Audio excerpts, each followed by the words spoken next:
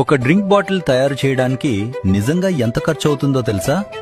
కేవలం 30 నుంచి 35 రూపాయలు మాత్రమే. కానీ అదే డ్రింక్ బాటిల్ మనం ఒక కస్టమర్గా డ్రింక్ బాటిల్ కొనే టైంకి అది 100 రూపాయలుగా మారిపోతుంది. ఇక్కడే అసలు ప్రశ్న మొదలవుతుంది.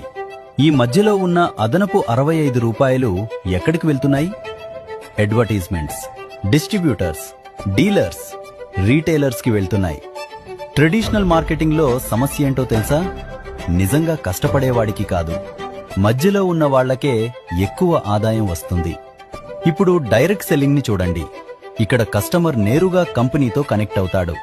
మధ్యవర్తులకు చోటే ఉండదు.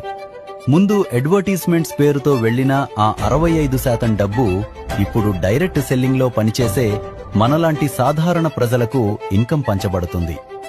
అందుకే డైరెక్ట్ సెల్లింగ్ అంటే కేవలం ఒక ఉత్పత్తిని అమ్మడం కాదు, ఒక వ్యవస్థను నిర్మించడం, ఒక భవిష్యత్తును నిర్మించడం.